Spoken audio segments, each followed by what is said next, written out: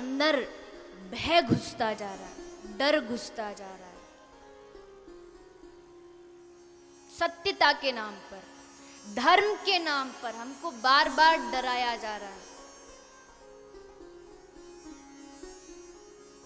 अच्छा एक बात बताइए, आप कहीं जा रहे हैं, आप ऑफिस जा रहे हैं, आप बहुत जल्दी में हैं, आप घर से निकले तो सामने से एक बिल्ली आ गई, आपके आगे से निकल के चली गई, तो मतलब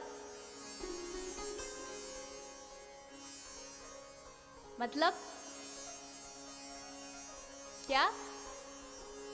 अब शगुन हो गया।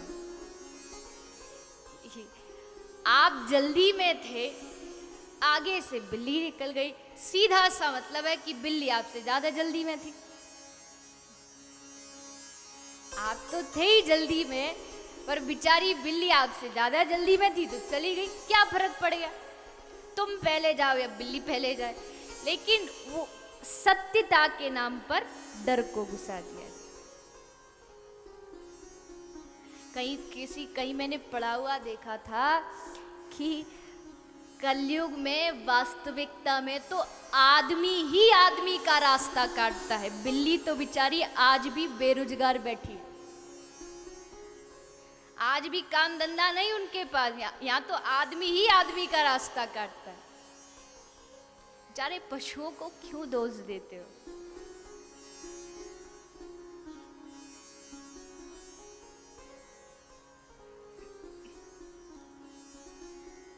कभी भविष्य के नाम से डराया जाता है, ये कर दे नहीं ये हो जाएगा। देखिए, सत्यता में और संभावना में फर्क है। There is a difference between prediction and reality. संभावना जो हमें बताया जाता है कि भविष्य में ये हो सकता है, वो संभावना है, सत्यता नहीं है।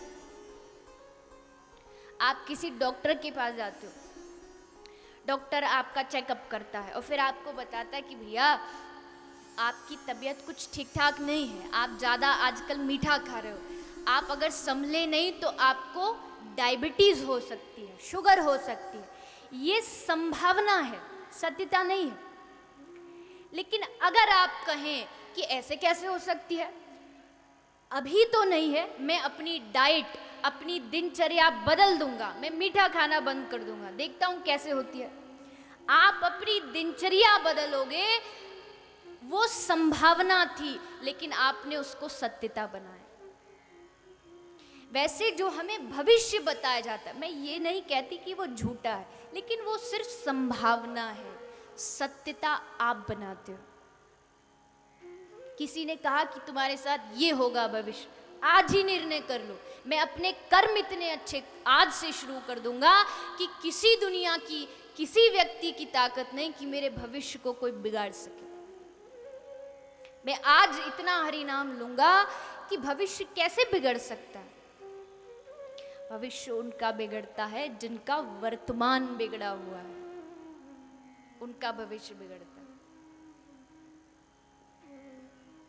आज में जियो, आज के बारे में सोचो, आज कैसे भजन करूं कि मुझे कृष्ण प्रीति मिले, कृष्ण प्रेम मिले। आज का आदमी आज के लिए सिर्फ 10% सोचता है और कल के लिए 90% सोचता है, कल क्या होगा।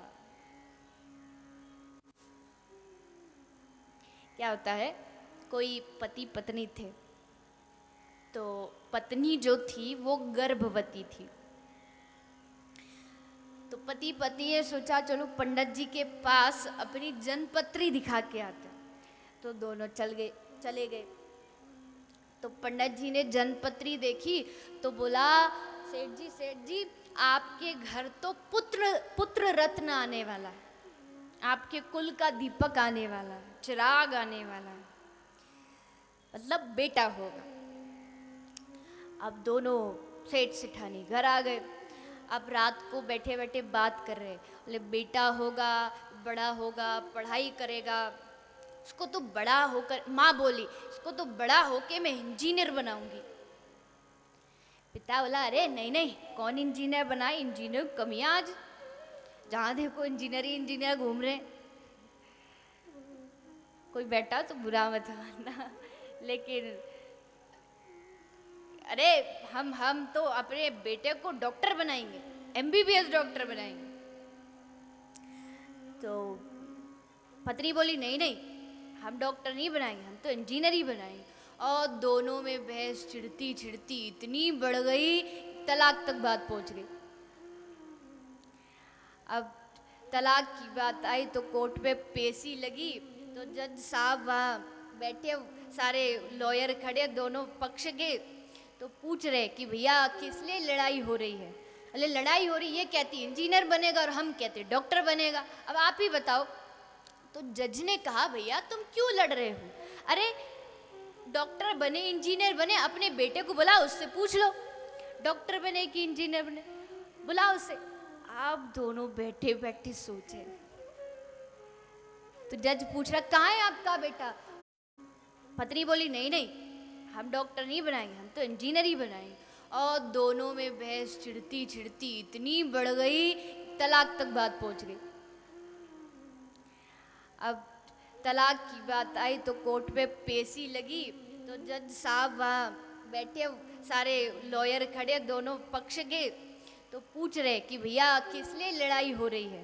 अरे लड़ाई हो रही, ये कहती इंजीनियर बनेगा और हम कहते डॉक्टर बनेगा, अब आप ही बताओ। तो जज ने कहा भैया तुम क्यों लड़ रहे हो, अरे डॉक्टर बने इंजीनियर बने, अपने बेटे को बुलाओ, उससे पूछ लो डॉक्टर बने कि इंजीनियर बने, बुलाओ उसे। आप दोनों बैठे बैठे सोचे। तो जज पूछ रहा कहाँ है आपका बेटा। बोला साहब बेटा तो अभी जन्म पत्री में ही है, अभी तो जन्म पत्री से निकला नहीं और भविष्य बनना शुरू हो गया। अरे आज में जिए, आज को अच्छा बनाए, आज को पवित्र बनाए, डरे ना किसी अंधश्रद्धा के नाम से, क्योंकि भक्त निर्भय होता है। अकुतो भया कुतोपि भया नास्ति। वो डरता क्यों नहीं है, क्योंकि उसको भगवान पर भरोसा है, उसको भगवान पर विश्वास है, उसको इतना विश्वास है भगवान पर, भगवान के चरणों पर, कुछ भी हो जाए भगवान मेरे साथ, मेरा ठाकुर मेरे साथ कभी गलत नहीं कर सकता। इसलिए सूर ने गाया है, सूरदास ने कहा है, भरोसो दृढ़ इन चरणन केरो। भरोसो भरोसो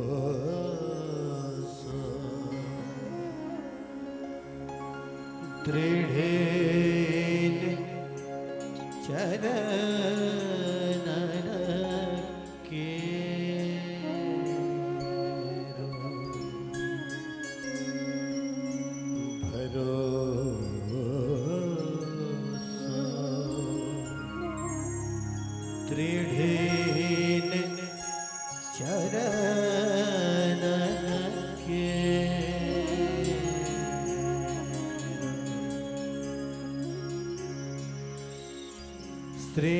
श्रीवल्लभ नख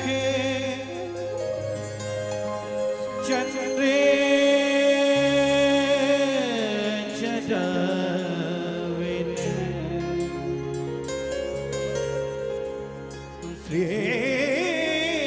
श्रीवल्लभ नख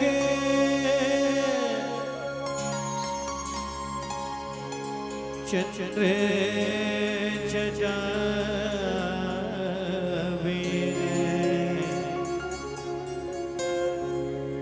सब जग माझ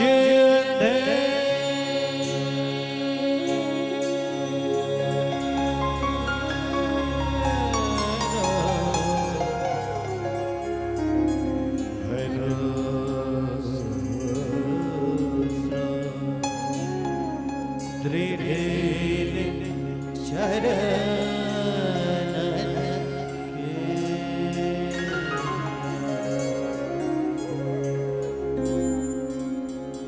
साधन और नहीं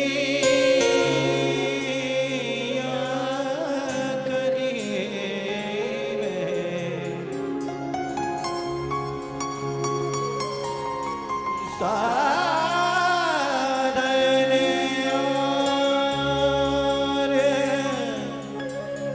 नहीं जासो ओ तेरी बेरा सूर्य कहाँ कहे विविधि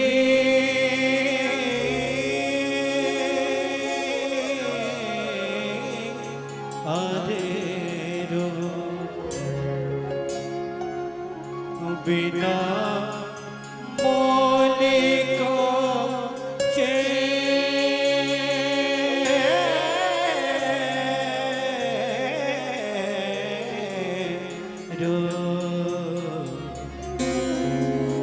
भरोसो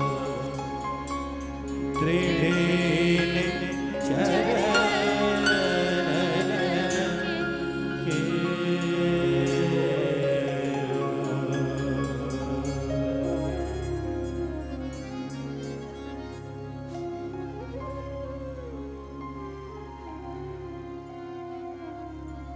एक भक्त के पास भगवान के चरणों के भरोसे के अलावा और है ही क्या। भगवान उससे दिखते नहीं, भगवान उसका हाथ पकड़ते नहीं, लेकिन सिर्फ एक भरोसे पर वो जीता है कि एक ना एक दिन ठाकुर उसकी बाह पकड़ेंगे, हाथ पकड़ के भव सागर से उतारेंगे। प्रभु जब अवतार लेने जा रहे हैं 10वें स्कंध में, देवता माँ देवकी के कारागृह में स्तुति कर रहे हैं, तब देवताओं ने कहा है स्वयं समुत्तीर्य सुदुस्तरम दिवन भवार्णवम भीम मदभ्र सौहृदः भवत् पदाम्भोरुहनावमत्रते निधाय याता सदनुग्रहो भवान। स्तुति कर रहे हैं भगवान अवतार क्यों लेते हैं। बोले प्रभु भक्तों के संतों के सच्चे हितैषी, इसलिए भगवान उन संतों के लिए, कौन से संत, अदब बहुत ज्यादा, सौहृदा यानी जो संत बहुत ज्यादा परोपकार करते हैं, उन संतों के लिए प्रभु अवतार लेते हैं। वो संत भी कैसे, वो संत सोचते हैं हम तो तर गए, लेकिन हमारे बाद जो लोग आएंगे वो कैसे तरेंगे। हम तो नाव में चले गए, इन पीछे आने वाले लोगों के लिए तो एक नाव बनानी चाहिए। तो संत एक नाव बनाते हैं। कौन सी नाव? भवत पदाम्भोरुहनावमत्रते, भगवान के चरण रूपी नौका बनाते हैं। और चरण रूपी नौका में बना करके याता फिर जाते हैं। हम तो तर गए, लेकिन जो पीछे वो कैसे तरेंगे, उनके लिए चरणों की नौका बना के फिर संत जाते हैं। सदनुग्रहो भवान, ऐसे संतों के लिए ही हे प्रभु आप अवतार धारण करते हो। तो भक्तों के लिए भगवान के चरण नौका है, जिसमें बैठ करके उसको भव सागर से पार उतारा जाता है। इस नौका का नाविक कौन है?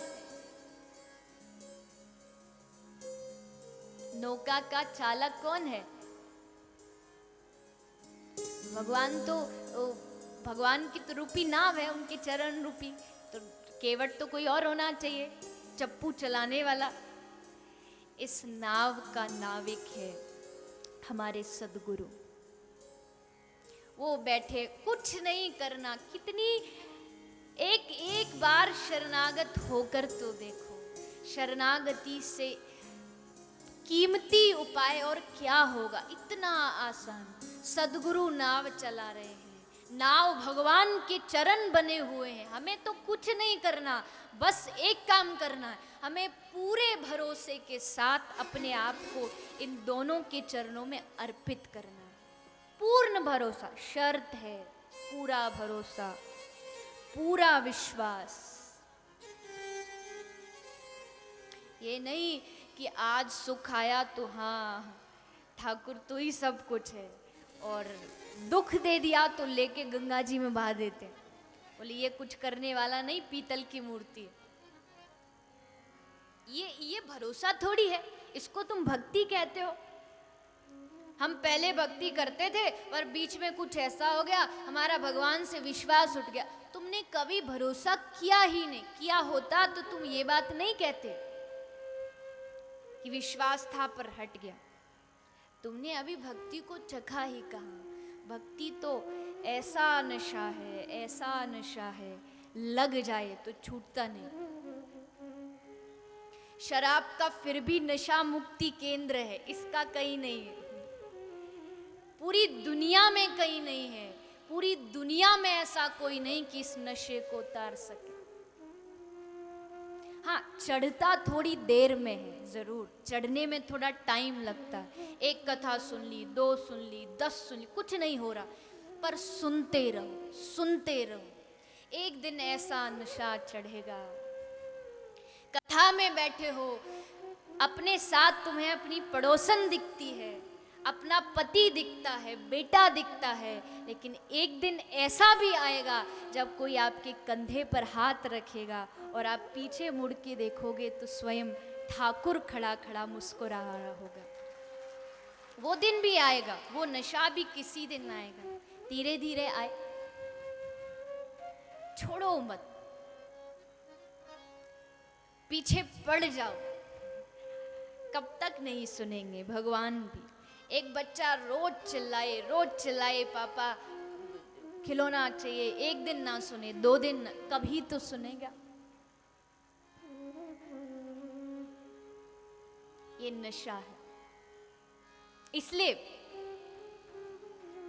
श्री व्यास जी ने अगले श्लोक में लिखा, निगम कल्प तरोर गलितम फलम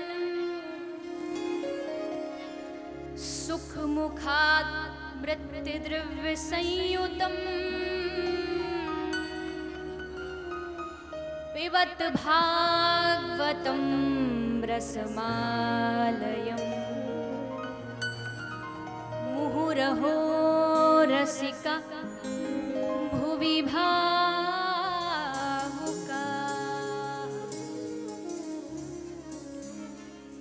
पिबत भागवतम रसमालयम, पीते रहो, पीते रहो। भगवान की कथा में एंट्री है लेकिन एग्जिट नहीं है। एंट्री है लेकिन निकलने का रास्ता नहीं। एक बार बस घुस जाओ।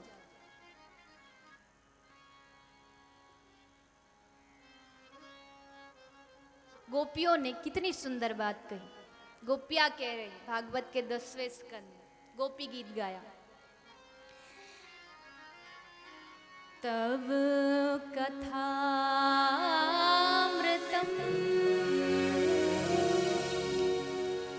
ताप्त जीवनम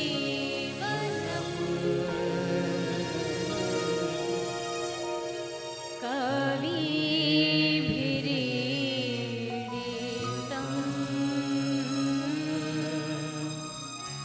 कल्मषापहम्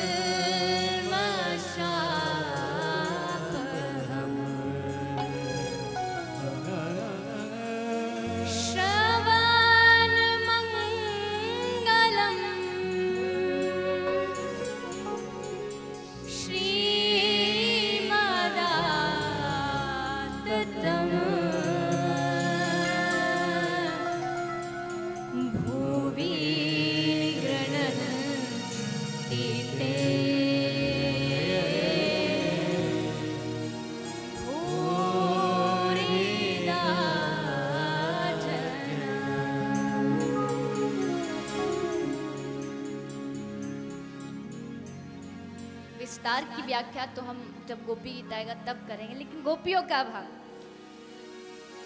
गोपी कहती है, अरे भैया, अच्छा भला घर के काम धंधे में लगी थी, अच्छा भला घर चल रहा था, पर इस काले की कथा ने सब कुछ बर्बाद कर दिया। तब कथामृतम, अच्छी भली घर में काम कर रही थी, पर अचानक से आवाज आई, अरे कोई कथा ले लो, अरे कोई। गोपी कह रही है, ये बगल में पोथी लेके गली गली घूमते रहते हैं ना, वक्ताओं के लिए बोल रही है, ये पोथी लेके सबको ये झांसा देते हैं, आ जाओ कथा सुनो, कोई मूल्य नहीं है, तुम्हारी टिकट नहीं लगेगी, अरे आओ मुफ्त की कथा सुन लो। गोपी कह रही है, बेचारे भोले भाले लोग झांसे में आ जाते हैं, फ्री की चीज है, चलो चले जाते हैं, आ जाते हैं सुनने, लेकिन यहाँ ऐसा इनको फंसाया जाता है, ऐसा फंसाया जाता है, ना घर के रहते ना परिवार के रहते, फिर तड़पता है भक्त, फिर झटपटाता है, और वही झटपटाहट ही भगवान तक पहुंचाती है। मैं फिर कहूं, ये भगवान बिन रोए मिलता नहीं। भगवान फिर भी मिल जाए, शिशुपाल को मिल गया, रावण को भी मिल गया, कंस को भी मिल गया, भगवान मिल सकता है, लेकिन भगवान का प्रेम नहीं मिल सकता। प्रेम सत्संग से मिलेगा, सत्संग से प्रभु प्रीति के लिए व्याकुलता जगेगी, और जब दिल में उसके लिए व्याकुलता बढ़ेगी, जैसे जब दूध उफनने लगता है, भक्त का भाव जब उफान पर पहुंचता है, तब भगवान आते, दूसरा कोई रास्ता नहीं। श्रीमदाततम, गोपी कहती है, इस कथा को सुन के श्री मतलब धन, अपनी बुद्धि, अपना घर कुटुंब सब छोड़ के मैं भाग गई, मुझे होश नहीं रहा मैं कहाँ। ये सब इस काले की कथा का परिणाम, सुनाती जा रही है भगवान को।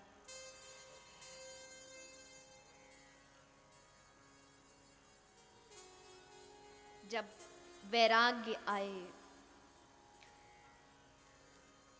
रूप गोस्वामी, सनातन गोस्वामी, गौड़िया संप्रदाय में जिन्होंने अनेकों ग्रंथ लिखे, ऐसा वैराग जागा।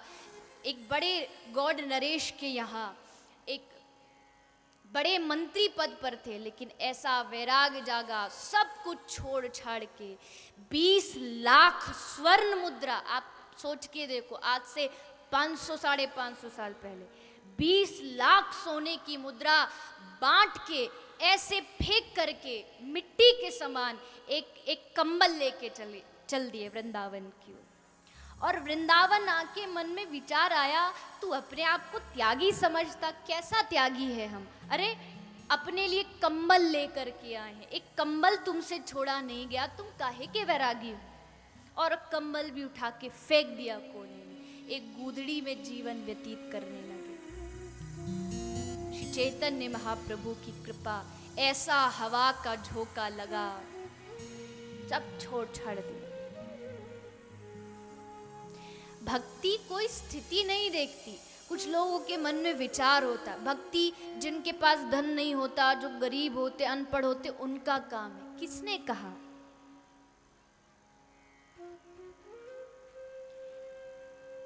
मीरा कम धनवान थी? मेड़ता की राजकुमारी, चित्तौड़गढ़ की बहू, लेकिन सारा श्रृंगार सोना उसको बोझ लगता था, सब उतार के फेंक देती थी। मेरे ठाकुर की तुलसी है बस। महाराणा की बेटी अजब कुंवरी, आप सब बहुत भाग्यशाली हैं, आप राजस्थान में इतनी महान महान भक्तिमती स्त्रियां हुई। अजब कुंवरी सब कुछ छोड़ छाड़ के चली गई। मान सिंह, राजा मान सिंह की छोटे भाई की पत्नी रत्नावती वृंदावन में संतों के साथ नाच रही है, गा रही है। सब कहते हैं इसने पूरे राज की, खानदान की इज्जत डुबा डाली।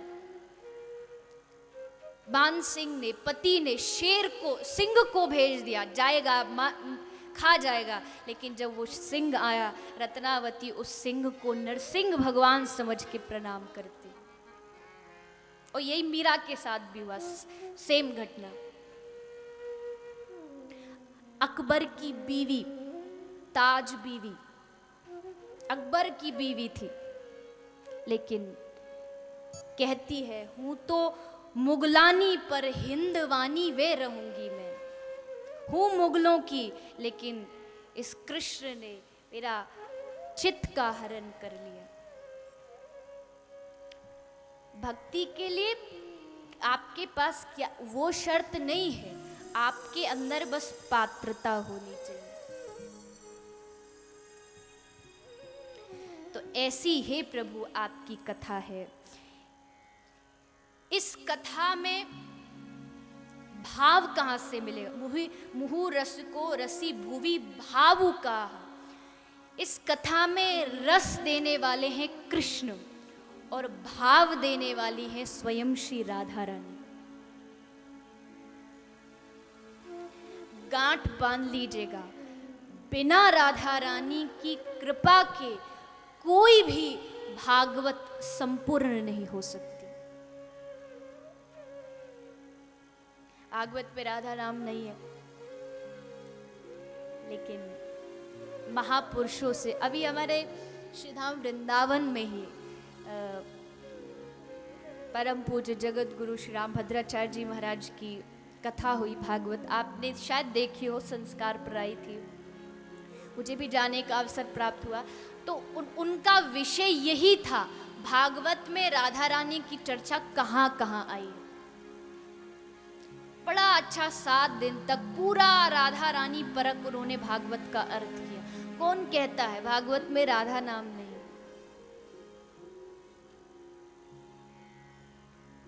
जब तक हमारे एक ग्रंथ में लिखा है, नंदगांव में नंद बाबा के घर से कृष्ण प्रेम का रस बांटा जाता है, लेकिन उस रस के लिए जो पात्र है, जो कटोरा है, जो पात्र है, वो पात्र वृषभान जी के घर से स्वयं राधा रानी देती। यानी पात्रता राधा रानी से लेनी पड़ेगी, तब जाके कृष्ण रस का प्रेम उस पात्रता में रुक सकता है। राधा रानी को हम जानते कितना है? राधा रानी के बारे में एक पन्ना हमने पढ़ा नहीं और राधा रानी के ऊपर बड़े बड़े लांछन लगाने को तैयार बैठे। कृष्ण के ऊपर लांछन, कृष्ण ने धोखा दे दिया। ये मुझे आश्चर्य तो इस बात का है, ये बातें वो लोग कहते हैं जिन्होंने ग्रंथ का एक पन्ना आज तक नहीं पढ़ा। पढ़ते तो नहीं कहते। राधा रानी, राधाम कृष्णाम स्वरूपम वै, कृष्णाम राधा स्वरूपिणीम। राधा ही कृष्ण है, कृष्ण ही राधा है। श्री चैतन्य चरितामृत में प्रबोधानंद सरस्वती कह रहे हैं, राधा कृष्ण एक आत्मा दुई देहधारी, अन्योन्य विलासे रस आस्वादन करी। आत्मा एक है, देह 2 धारण कर लिया। ऐसी श्री राधा रानी। इसलिए कृष्ण को पाना है तो क्या करना होगा? राधा रानी को मनाना होगा। बिना राधा रानी के माने ठाकुर आते नहीं। कहते ना, किसी बालक को कोई खिलौना चाहिए, ये हम सबकी घटना है। आप अब तो चलो खैर बड़े हो गए, आप सब भी छोटे होंगे, तो आपको कोई चीज़ चाहिए होती है अपनी पापा से, पिताजी से, तो पिताजी से लोग बच्चे थोड़ा डरते हैं, मैया से नहीं डरते। तो जो चीज़ चाहिए तो पहले मैया के पास जाएंगे, मैया को बोलेंगे माँ ये चाहिए, पिताजी को बोल। फिर मैया देखती है कि पिताजी का मूड कब थोड़ा ठीक है,